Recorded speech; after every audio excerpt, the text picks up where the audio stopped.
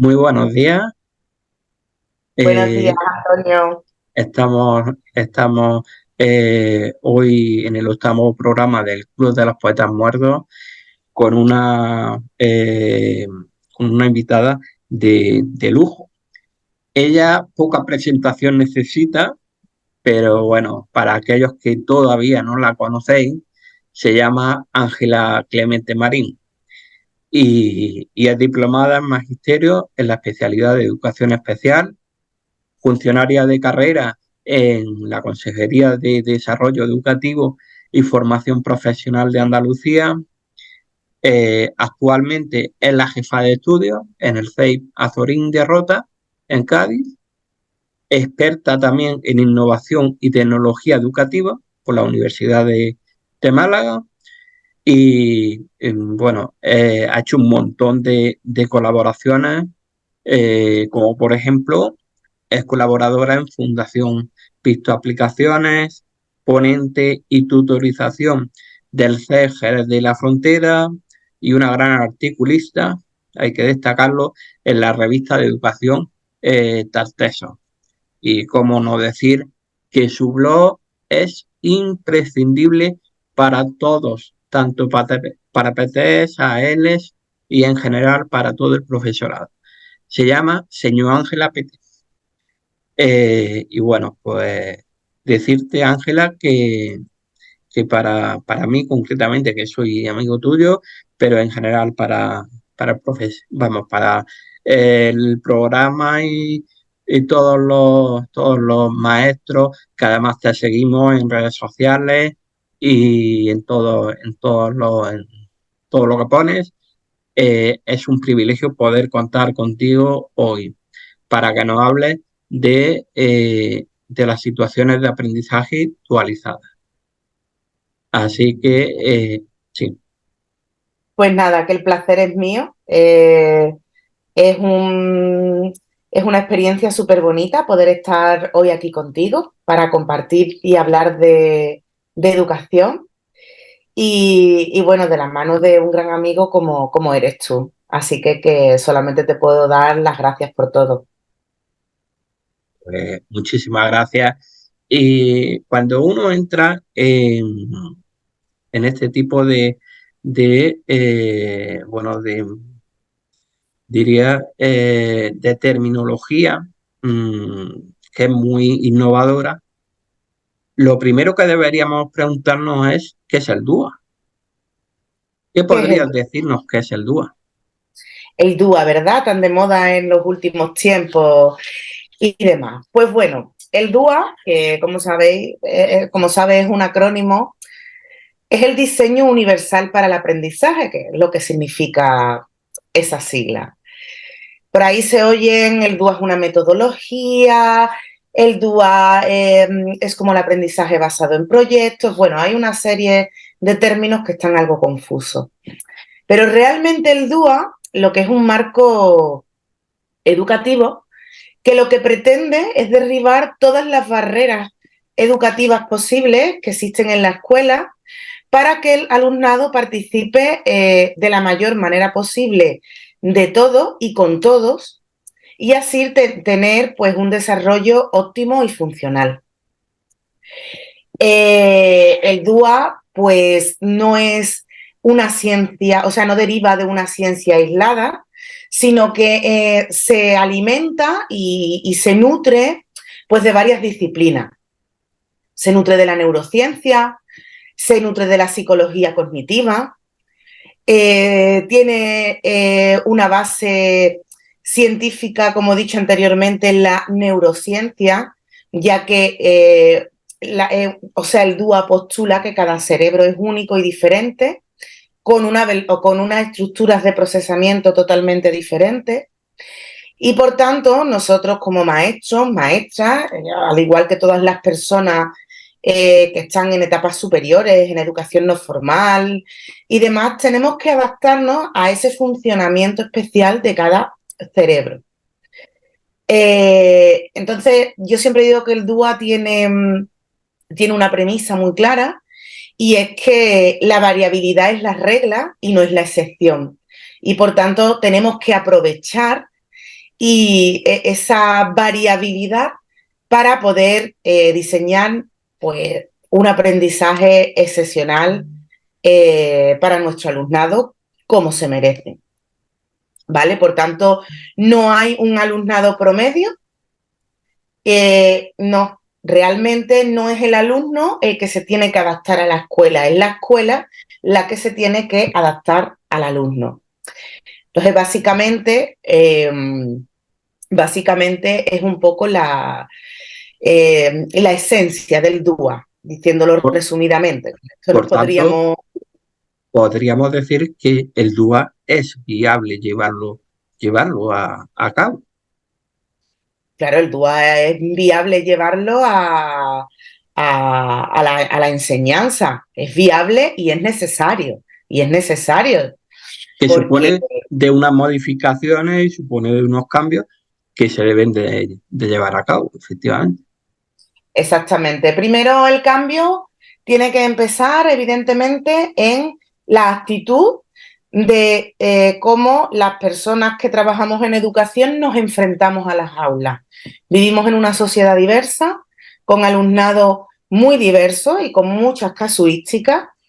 Entonces, no podemos pensar que estamos anclados en hace 40 años en la clase tradicional, donde los maestros y maestras iban a la clase, explicaban y se iban. No, no se trata de eso. Ahora estamos trabajando pues con otro tipo de alumnado y por tanto nuestra función y nuestra obligación es darle la mejor respuesta educativa posible pues a todas esas personitas con las que convivimos cada día. Sí, totalmente de acuerdo. ¿Cuál es el origen del DUA, por cierto? Pues mira, sorpresivamente, aunque el DUA parezca que es algo que emana de la pedagogía, de la psicología y demás, realmente el DUA tiene su origen en la arquitectura. Surgió en el ámbito de la arquitectura, concretamente un arquitecto, Ron Mace, proponía el diseño accesible de los edificios y de todas las construcciones que él pues diseñaba. Porque el objetivo que pretendía era lograr el acceso del mayor número de personas posible sin necesidad de tener que hacer adaptaciones. ¿Vale? Después, este aspecto, esta creencia, se absorbe por el Centro de Tecnología Especial Aplicada, por el CAS de Estados Unidos, y fundamentalmente el CAS, aplicando el DUA, lo que pretende es transformar el diseño y la práctica de la educación hasta que el aprendizaje no tenga límites. Como he dicho anteriormente, el objetivo es derribar las barreras educativas para que el mayor número de alumnado de clase pueda participar de todo lo que se propone en ella.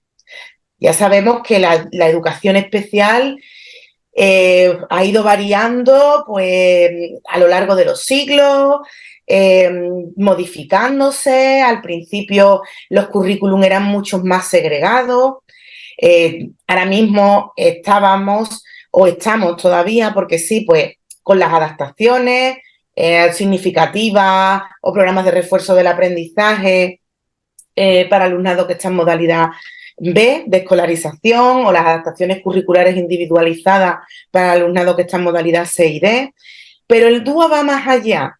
Es, bueno, si podemos hacer una actividad en la que todos participen, de una manera o de otra, vamos a proponerla, sin necesidad de hacer esa adaptación siempre que se pueda, en la medida de lo posible, por supuesto. Claro, Y además, a mí me gustaría decir que es cierto que ahora mismo tenemos faltas de recursos también, y eso es una realidad. efectivamente, lo más Eso es una importante, claro, realidad, es claro, una realidad.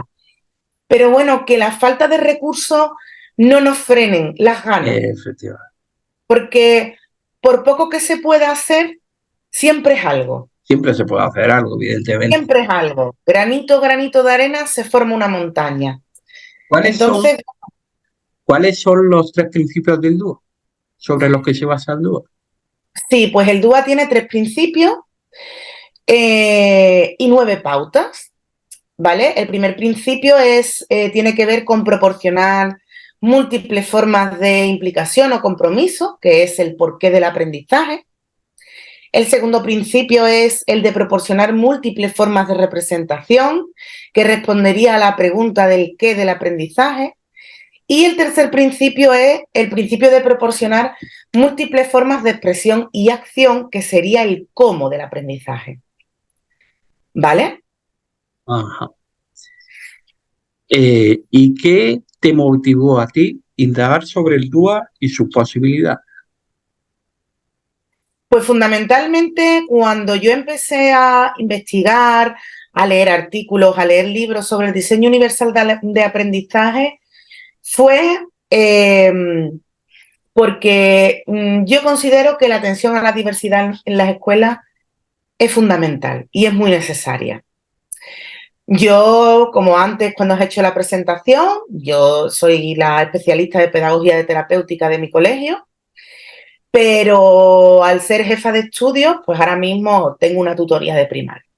Bien, yo llevo muchos años ejerciendo de PT, he entrado en muchas clases y siempre me preguntaba que muchas cosas de las que yo a lo mejor hacía de manera aislada para el alumnado que yo atendía eran extrapolables pues a muchos más alumnos. Claro, No porque tuviesen una NEAE, una necesidad específica de apoyo educativo, ni una necesidad educativa especial, ni una dificultad de aprendizaje. Simplemente porque hay alumnado que también en determinados momentos de su vida, pues tienen una situación particular o pertenecen a una familia desestructurada, que ese tipo de recursos también le ayudaba. efectivamente. Entonces, intenté ver, no sé, una forma de cómo se podía dar una respuesta de calidad a todo el alumnado. Y ahí fue donde me topé con el Con el DUA. DUA y empecé a leer, a investigar. Y bueno, estoy muy contenta que esté en la normativa actual, la verdad. Sí, sí, la verdad es que sí, es que ya aparece la normativa actual y además cada vez el DUA está más presente en el marco normativo. ¿Y tú qué opinas sobre que esté más presente en lo que es la normativa actual? Pues a mí me parece maravilloso, sería la palabra que te puedo decir. Porque es algo que está ya regulado, que es prescriptivo, o sea, no es algo que en este colegio se hace porque hemos decidido en el plan de centro hacerlo así, no, es algo prescriptivo. Entonces, al estar regulado por normativa, pues tanto estatal como autonómica, eso también nos da herramientas a los docentes para poder aplicarlo. Es cierto que, a ver, esto no se puede aplicar de la noche a la mañana. Claro, Hace falta formación, harían falta más recursos, pero bueno, como eso es algo, el tema recursos, donde nosotros como docentes tampoco podemos hacer mucho más de los que nos llega, al menos en la parte en la que nos podemos implicar, sí intentar participar de la mayor manera posible. claro. Entonces yo Eh, lo veo bastante bien, desde que se reguló en la orden del 15 de enero hasta, bueno, ahora con el nuevo marco normativo, con los LOE y con toda la normativa autonómica, los decretos, las órdenes del 30 de mayo. Y creo que y era algo muy necesario que se debía hacer. Por lo que te he dicho antes, precisamente, porque esto no es solamente para el alumnado que tiene NEAE, que esto es para Efectivamente, todo el alumnado. es que se puede generalizar para todos. Se puede generalizar para todo. Después es una realidad que las aulas pues son muy diversas y esa diversidad hay que abordarla o hay que intentar abordarla desde todos los campos y desde todos los prismas posibles. Efectivamente. ¿El DUA puede aplicarse en todas las etapas educativas o solo en algunas, Ángela? Yo considero que se puede aplicar en cualquier etapa educativa. De hecho, yo creo que muchos docentes han aplicado DUA a lo largo de los años. Por ejemplo, si nos remitimos a infantil, infantil es una etapa donde se trabaja por rincones, se hace una asamblea y yo creo que muchas veces en infantil llevan trabajando y trabajan partes del DUA desde siempre. Lo que pasa es que, bueno, no sabían que estaban trabajando diseño universal para el aprendizaje. Pero yo pienso que en educación infantil, en educación primaria, en la secundaria y ya en la enseñanza posobligatoria, hablemos de bachillerato, universidad, incluso la enseñanza no formal, las academias a donde van nuestras niñas y niños por las tardes. Yo sinceramente lo veo un marco educativo con muchas potencialidades y después comprobado en primera persona por aplicarlo en el aula, se obtienen beneficios muy, muy, muy positivos, muy positivos. ¿Nos podrías dar algunos ejemplos de metodologías activas que promuevan el DUA, el diseño universal de aprendizaje? Claro, antes cuando hablábamos de los 3 principios, cada principio tiene 3 pautas. Si nos vamos al primer principio, que era el de proporcionar múltiples formas de compromiso e implicación, pues ahí el DUA tiene 3 pautas, que después esas pautas tienen unos puntos de verificación. Pero bueno, no me quiero extender tampoco mucho porque esto daría para una entrevista mucho más larga. Entonces, esas pautas, por ejemplo, del principio de proporcionar múltiples formas de compromiso, pues ahí tenemos la pauta de opciones, dar opciones para captar el interés. ¿Cómo podemos captar el interés del alumnado? Vídeos motivacionales, vídeos interactivos, charlas de personas que tengan que ver con lo que van a trabajar en clase. Se pueden, o sea, hay miles de claro, para captar el interés. Después, en relación a opciones para captar el esfuerzo y la persistencia, pues hablamos un poco de la gestión del aula en relación a los elogios sociales hacia el alumnado, el refuerzo positivo, el gamificar un aula y que ahora ellos que están tan conectados con Internet, con los videojuegos, porque esto es una realidad, esta generación es 3.0 y entonces todo lo que es tema insignia, medalla, gano puntos, estos puntos los puedo canjear, utilizando esas estrategias que son muy simples, que tampoco hay que hacer gamificaciones tecnológicas, que gamificaciones se pueden hacer con tarjetas recortadas y plastificadas al uso, como se ha hecho también muchas veces.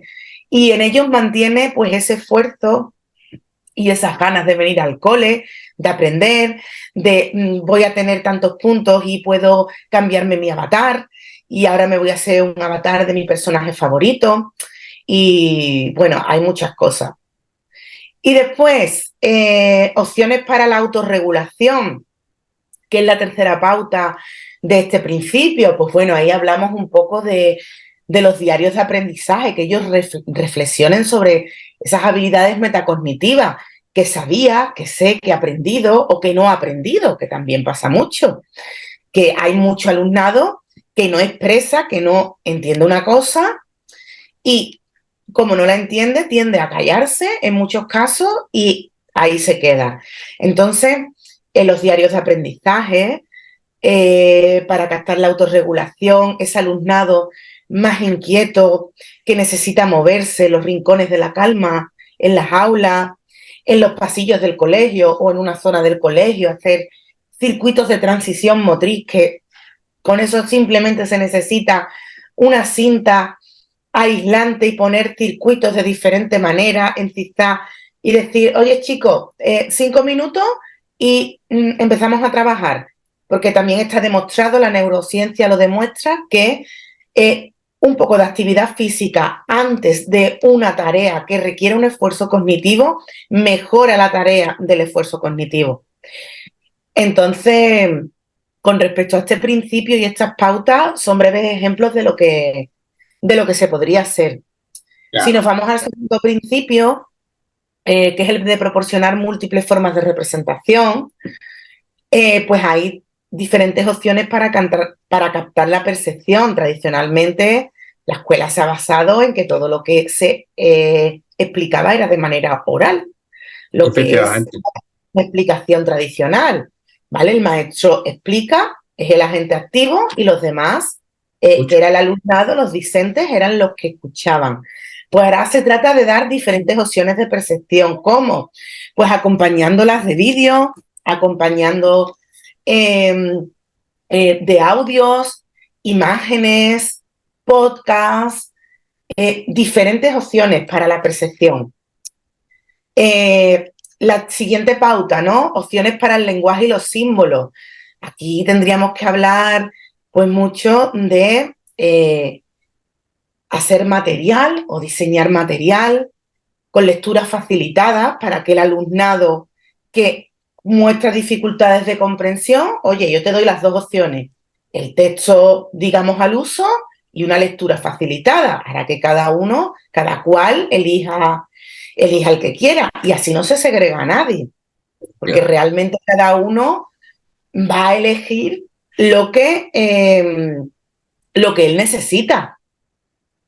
Yo siempre esto metafóricamente lo comparo. Cuando a nosotros nos duele un tobillo, hemos tenido un esguince, cogemos una muleta para poder desplazarnos, pero en el momento que eso desaparece, la muleta desaparece, pues con el aprendizaje Efectivamente. ocurre exactamente lo mismo. Si ahora necesito un apoyo, lo uso y no pasa nada, es un apoyo. Está claro que el día que no necesiten el apoyo, lo desechan y es Efectivamente. algo totalmente comprobado. Y en la última pauta del principio de representación, que es las opciones para la comprensión, pues ahí utilizar muchos recursos, no limitarnos expresamente a el cuaderno, no, representar la información en murales, en Labbook, en Flipbook, en formato digital. Hay alumnado que funciona muy bien en formato digital, mejor que en el escrito. Entonces, son pues breves situaciones que se pueden hacer para trabajar las pautas de este principio. Al fin y al cabo es adaptarse a cada uno a cada uno de los alumnos, básicamente. Exactamente. Y ya el último principio, que es el de expresión y acción, la primera pauta, opciones para la acción física, pues un poco lo que he comentado también antes, hacer clases dinámicas que tengan una pequeña actividad física antes de empezar tareas que requieran un esfuerzo cognitivo muy grande. En la pauta opción para la expresión y la comunicación, pues aquí hablo de las actividades multinivel, del multinivel en clase, es decir, de presentar lo mismo pero en diferentes niveles, Claro. ¿vale? Por ejemplo, si yo estoy con mi alumnado trabajando la geometría y tienen que identificar polígonos, pues puedo hacer un nivel que sea una caja con polígonos manipulativos que puedan manipular y con unas autoinstrucciones de cómo se llama cada uno de los polígonos. Después, para otro nivel, dar polígonos, pero que ya no tengan ese apoyo de autoinstrucciones.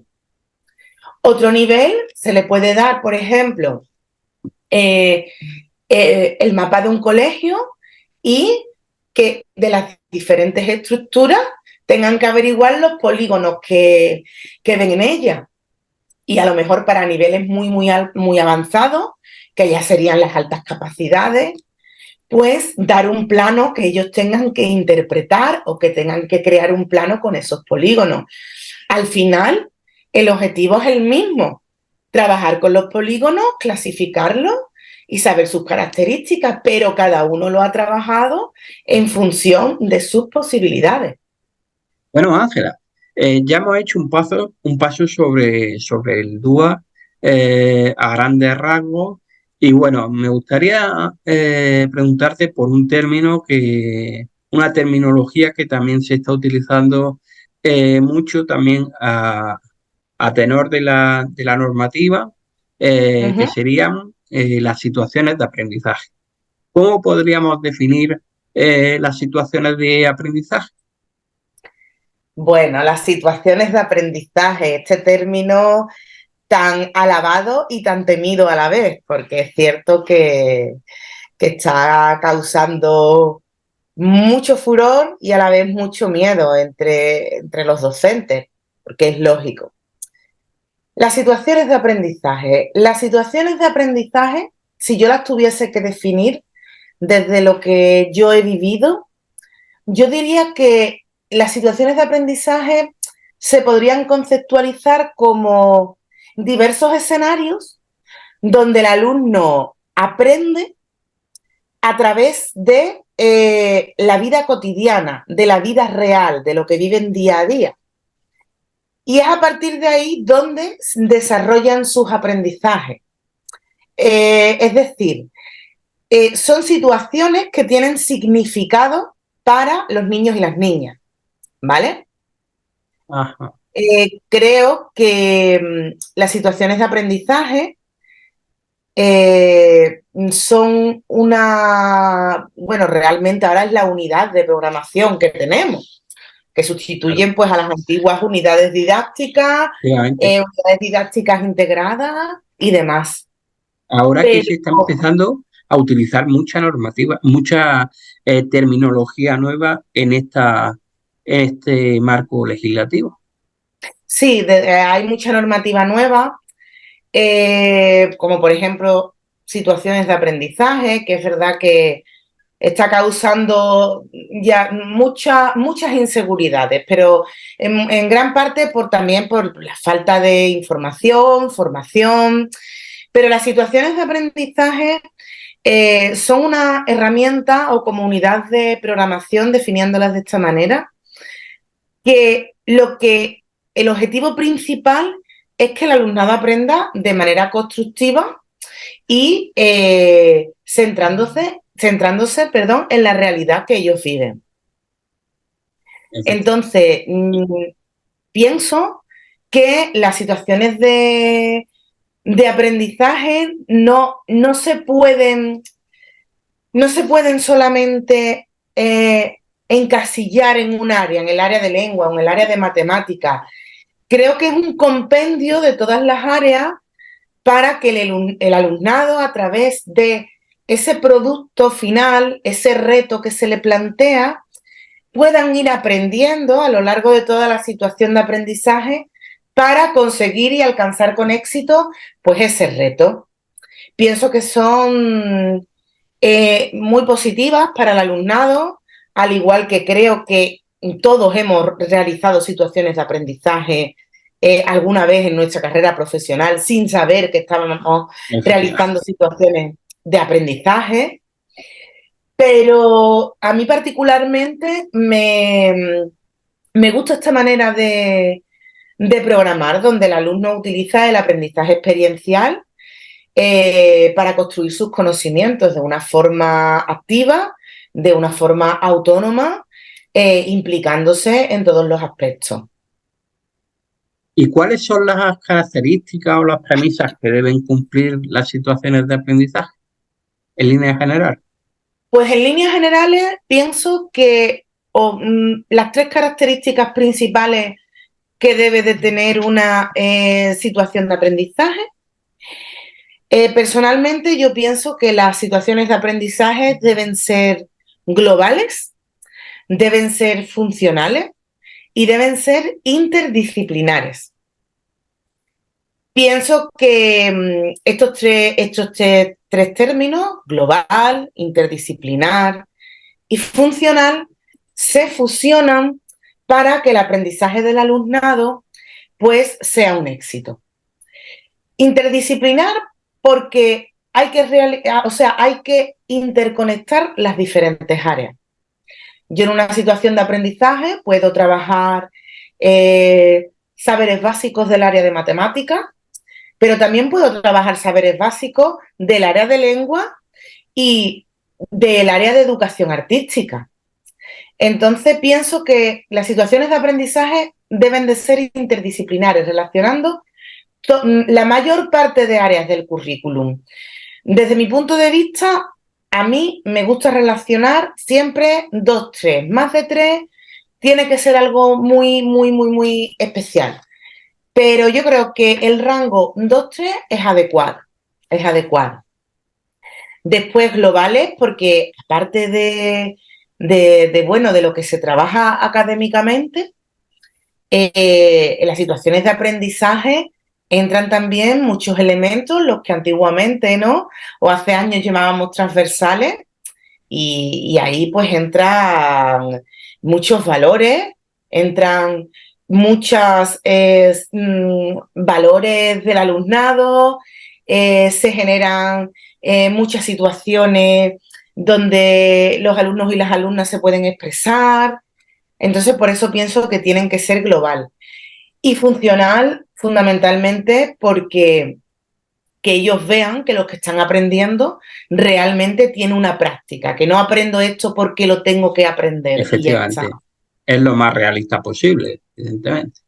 Sí, exactamente, que si por ejemplo en mi situación de aprendizaje estoy trabajando el sistema monetario, pues a lo mejor que haya dentro de todas las actividades, tareas de la situación de aprendizaje, pues oye, una compra a un supermercado cercano o a una tienda de barrio, y ellos entiendan el por qué tienen que aprender el sistema monetario, que no es algo impuesto porque lo tienes que aprender y ya está, sino tú tienes que aprender esto porque en tu vida cotidiana te hace Lo va a falta para utilizar, claro.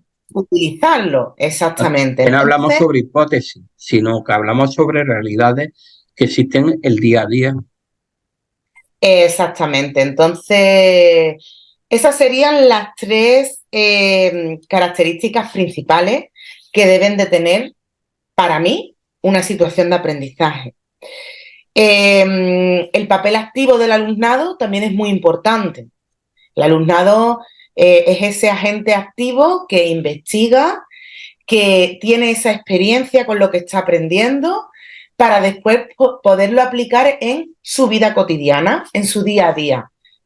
Así el aprendizaje es mucho más global y los alumnos y alumnas responden muy bien porque realmente ellos van aprendiendo por la inercia, por el descubrimiento, y no tienen la concepción, lo que hablaba antes, es que tengo que hacer tal cosa porque mi profesor, mi maestro, mi maestra me está diciendo que ahora lo que toca aprender es esto. No, tú lo aprendes porque lo vas a aplicar.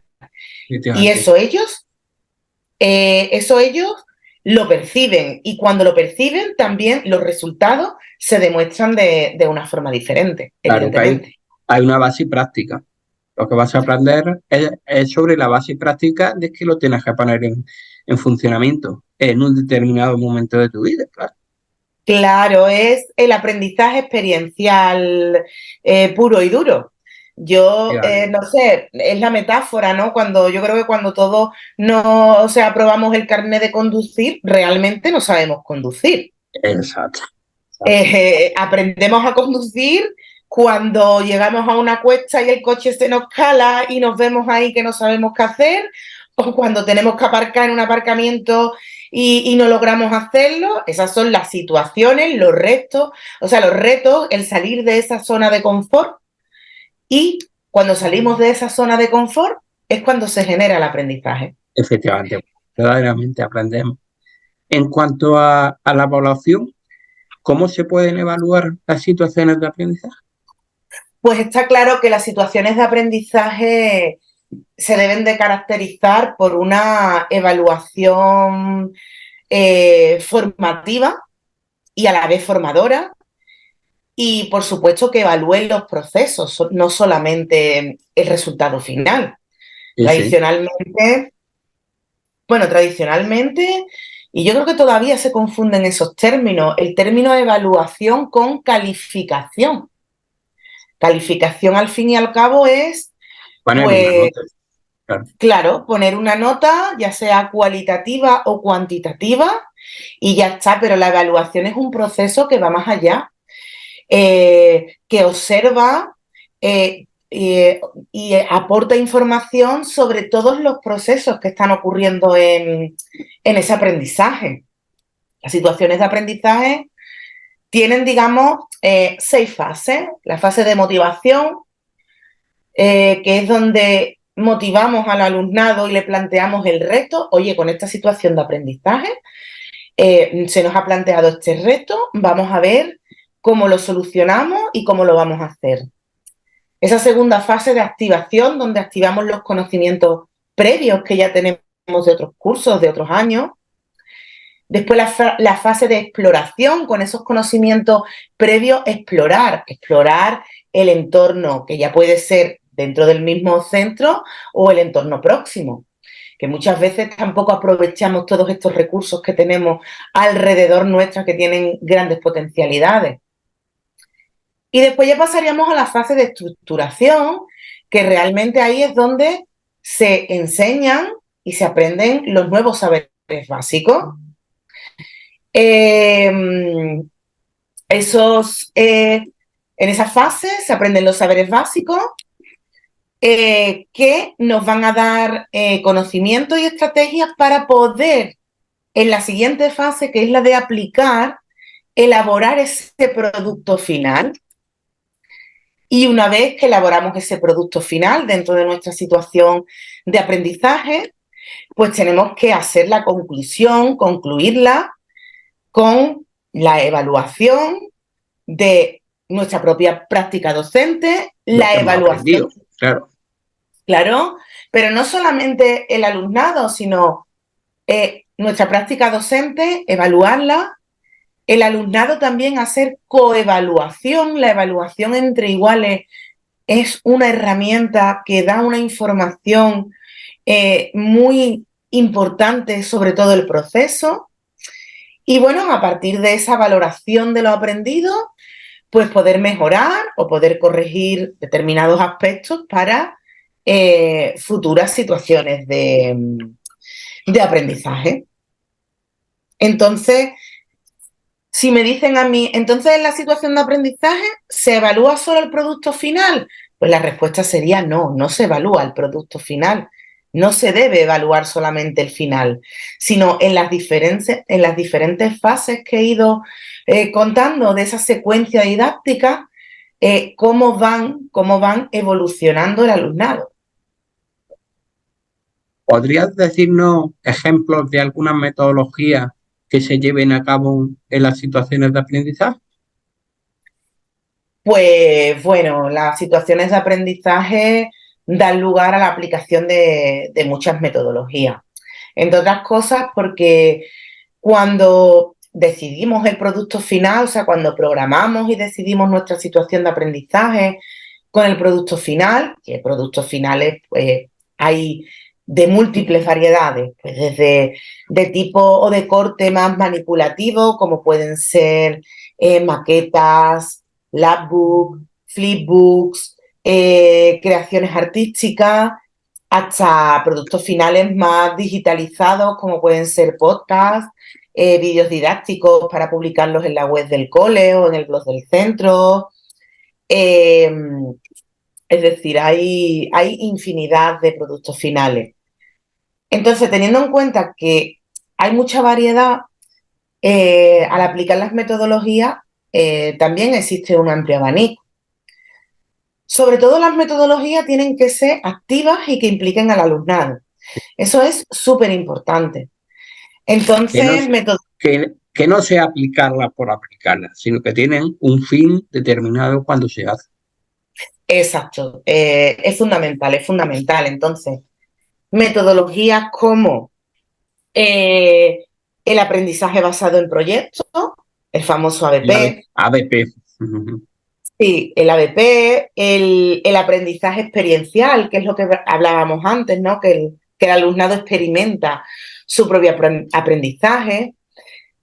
Una metodología, el aprendizaje basado en juegos, es muy motivante para el alumnado y también se les muestra a ellos otra realidad, porque ellos ahora mismo el juego que conocen en muchas ocasiones es al que juegan en los videojuegos, en las tablets, a toda este abanico de juegos online donde pueden hablar con los chats, donde se intercambian insignias y demás. Entonces, el aprendizaje basado en juegos da muy buenos resultados porque ellos están acostumbrados a ese formato porque lo juegan y es aplicarlo a la escuela. Entonces, es una manera también de engancharlo y de decir, pues yo vengo a la escuela porque sé que hoy para aprender tal cosa lo voy a hacer con un juego. Y Además, personalmente, es una metodología muy cercana a ellos, porque como lo están viviendo con los videojuegos, pues es una manera de acercarlos también a la escuela. claro, extrapolan ese juego que hacen en casa con los videojuegos, pues al contexto escolar. Claro, y eso les motiva, claro. Sí, les motiva y es un gran aliado. Después, ¿qué más metodologías activas? Pues las estaciones de aprendizaje, que las estaciones de aprendizaje son una medida organizativa en el aula muy, muy, muy potente, porque, bueno, consisten fundamentalmente en dividir la clase en grupos, si no se trabaja por cooperativo. Y bueno, se pueden rotar, o sea, los grupos pueden rotar, los niños son los que rotan o los que rotan son las estaciones, ¿vale? A cada estación se le da un tiempo y bueno, trabajan también mezclando muchas veces con juegos. Si también se trabaja el aprendizaje basado en juegos, pues diferentes aspectos curriculares, pero lo trabajan en un breve periodo de tiempo, a lo mejor 15 minutos por estación de aprendizaje. Claro, Después tienen, evidentemente, esto no se hace que sí porque sí, ya, ¿no? evidente. Eh, Aquí hay una evaluación, hay unos registros de observación, donde pues se van Y anotando ahí todo ese. hay un tiempo establecido para, por ejemplo, las Sí, estaciones de aprendizaje. sí, yo las estaciones de aprendizaje las suelo poner cada una de unos 15 minutos. Entonces utilizo en la pantalla digital muchos temporizadores online, tipo bomba o tipo reloj de arena, que les gusta mucho a ellos. Y cada vez que se termina el tiempo, pues emite un sonido y ellos, yo en mi caso, ellos son los que rotan y rotan a la siguiente estación. Normalmente hay 4 o 5 estaciones, lo suelo hacer mínimo una vez a la semana y sí que es verdad que para aplicar las estaciones de aprendizaje, los niños tienen que tener un cierto dominio de lo que se está trabajando. Entonces, las estaciones van muy bien para repasar saberes básicos que han adquirido pues, durante un determinado tiempo, eh, para repasar saberes básicos de a lo mejor otros trimestres incluso para ver cómo lo han interiorizado, si lo siguen recordando. Y es genial. Las estaciones de aprendizaje además les gusta muchísimo porque como son tareas breves en 15 minutos y cambian, ese cambio también les permite... Probar nuevas eh, cosas, claro. sí, sí, sí, sí. ¿Y más metodologías activas? Pues las cajas de aprendizaje, todo lo que tenga que ver con la gamificación, con utilizar recursos digitales. ¿Ha Eh, utilizado la gamificación alguna vez? sí, yo la La uso. usan, ¿no? Por ejemplo, ha habido años que he utilizado la temática Among Us, son personajes de un videojuego. El año pasado fueron Fall Guys, que es otro videojuego donde unos personajes tienen que superar una serie de obstáculos. Y este año realmente la tenemos enfocada más como soy tutora de un sexto, pues con el rumbo a la secundaria, con los viajes, con todo lo que es dejar una etapa atrás y empezar una nueva, que es lo que Claro, comenzarán a partir de septiembre, claro. claro. ¿Vale? Y después, ya por último, así, eh, los breakout, los escape room, todo lo que sea superar enigmas, retos, abrir candados, eso son estrategias y metodologías que les encanta. Les encanta y los resultados son maravillosos. Claro. Y desde el rol de cuando has trabajado en PT, ¿cómo se pueden abordar las situaciones de aprendizaje? Pues esta pregunta creo que es importante, Antonio. Creo que es importante porque, claro, se ha hablado mucho con la nueva normativa, las situaciones de aprendizaje, pero muy, perdón, muy enfocada pues a los docentes que ejercen la tutoría o que ejercen determinadas áreas. Pero es verdad que los PT siempre, y digo los PT porque yo, aunque ahora mismo tengo una tutoría, yo soy PT, efectivamente, por eso nos quedamos un poco en tierra de nadie, por decirlo de alguna forma. sí, Entonces, desde el rol de PT, las situaciones de aprendizaje, yo creo que hay que diferenciar cómo vamos a actuar según en la modalidad de escolarización que estemos interviniendo como PT. claro, Me explico. Si nosotros estamos como PT en una modalidad de escolarización B, que como sabemos es grupo ordinario con apoyos en periodos variables, realmente nosotros ahí no creamos la situación de aprendizaje. Participamos de la situación de aprendizaje pues que ha diseñado el tutor, la tutora o el profesor o maestro de una determinada área. Entonces, ahí nuestro rol, ¿cuál es?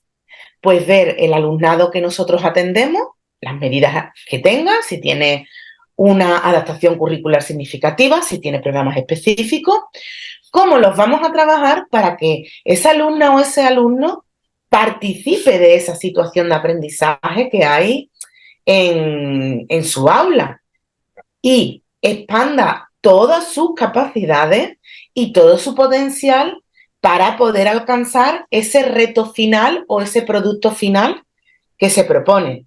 Entonces creo que ahí nosotros como PT tiene que haber una estrecha coordinación para todo, bidireccional, por supuesto, eh, tutor, tutora, maestro, maestro de área, PT, y PT con tutor, tutora, maestro, maestro de área.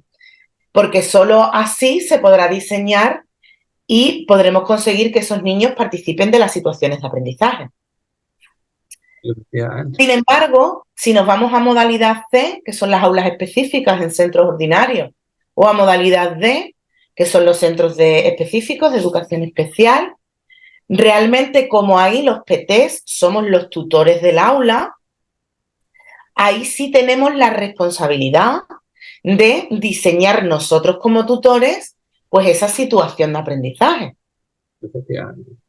Vale, imaginémonos pues que estamos en una aula específica, en un centro específico y nuestra situación de aprendizaje va a ir enfocada a la cocina. Pues ahí sí somos nosotros los que tenemos que plantear todas esas fases que he explicado anteriormente, cómo las vamos a llevar a cabo, qué vamos a necesitar, si necesitamos colaboración de la familia. Por ejemplo, si estamos en una modalidad C, que como he dicho son las aulas específicas en los centros ordinarios, si en lugar de que el alumnado del aula específica vaya a las clases ordinarias para hacer esa inclusión, sea una inclusión invertida, es decir, que en su grupo de referencia sea el que venga al aula específica y el que se nutra de todo lo que se trabaja en el aula específica. Así que yo creo que fundamentalmente nosotros como PT tenemos muchas competencias en la aplicación de las situaciones de aprendizaje. Como ya he dicho, en C y en D las hacemos nosotros mismos en coordinación, pues bueno, con nuestro equipo, con todos los profesionales que intervengan del equipo docente. Y en modalidad B igual, la única diferencia es que en modalidad B nosotros no diseñamos la situación de aprendizaje, participamos de la que existe en el aula. Efectivamente. Pues mira, Ángela, Sí, te quería leer un poema y me encantaría que lo comentaras, que nos dijeras sí, tus impresiones, tu vale. opinión sobre este poema. El poema se llama Ante las dificultades Uh-huh. y, y dice así, ante las dificultades hay que luchar siempre, de manera constante para salir adelante, echando un pulso sin vacilar un solo instante. Qué ¿Cuál sería bonito, tu Antonio. opinión sobre este poema? Bueno, pues aparte de felicitarte porque es un poema precioso, yo creo que ese poema o ese poema me inspira, pues bueno, esa lucha que muchas veces tenemos las personas que nos dedicamos a la atención a la diversidad, tanto dentro de los centros escolares como en nuestro tiempo libre, por decirlo de alguna forma. Sí, Y, y siempre las dificultades hay que verlas como oportunidades, porque efectivamente. realmente son aprendizajes. Son aprendizajes, las dificultades nos generan pues inquietudes, nos generan miedos, pero también nos generan estrategias para superar esas inquietudes y esos miedos. Efectivamente. Entonces,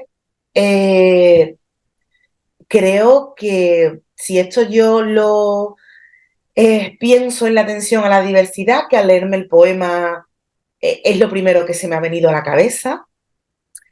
Creo que la educación especial, la atención a la diversidad, la educación inclusiva, como la queramos llamar, que ahora hay muchísimos términos, siempre ha sido pues la lucha contra el muro, ¿no? Dificultades, no es un camino de rosa, no es un camino de rosa. Y tú como especialista también lo sabes, que todo lo que tiene que ver con la atención a la diversidad es a base de luchar, de superar barreras, de superar obstáculos y de seguir hacia adelante. Por eso cuando en el poema dices al final, sin vacilar ni un solo instante, que creo que es lo que así termina Sí, el poema, ¿verdad? acaba así, efectivamente. Yo creo que ese es el lema, ¿no? Cuando tenemos unas dificultades, en lugar de hundirnos, lo que tenemos que hacer es resurgir, Afrontarlo. como el Claro. ave fénix, afrontarla y superarla. Ese es el camino. Entonces, aplicado a la educación, es nuestro día a día. Nuestro día a día no es lineal. Yo creo que nosotros, los docentes, tenemos una montaña rusa. Se podría, si tuviésemos que hacer algún registro, pues sería Sí. todo con muchos picos altos y picos bajos y bajadas. Entonces, me gustaría, me gustaría terminar porque el poema lo que también me ha hecho reflexionar, y es algo que creo que es una premisa fundamental que tiene que tener todo docente, que es la flexibilidad. Creo que la flexibilidad es una característica inherente que debemos tener porque cada día para nosotros es una aventura diferente. Y Y la un... es Dime, un dime, Antonio. aprendizaje todos los días, efectivamente. Sí, Todos los días sí. se aprende algo. Me quedo con esa palabra, flexibilidad, para superar todas esas dificultades. Y un Pues, poema súper bonito, Antonio. muchísimas gracias. Muchísimas gracias por haber estado en este humilde programa del Club de los Poetas Muertos. Por supuesto, haber contado contigo, que para mí, como amigo, y bueno, para el programa es un lujazo, porque es una gran profesional, además súper formada, y el colegio, la verdad es que tiene una suerte de poder contar entre su plantilla contigo, sinceramente.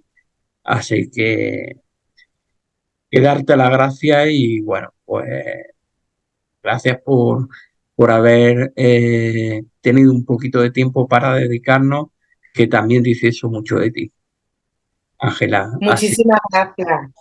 pues muchísimas Yo gracias. me despido. He pasado un rato muy agradable contigo. Creo que se han hablado de temas muy de actualidad y temas Sí, necesarios. Y bueno, infinitamente agradecida con el programa y contigo, evidentemente por contar con mi presencia. porque, bueno, es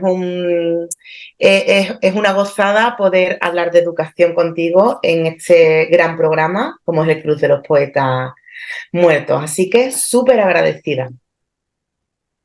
Muchísimas gracias.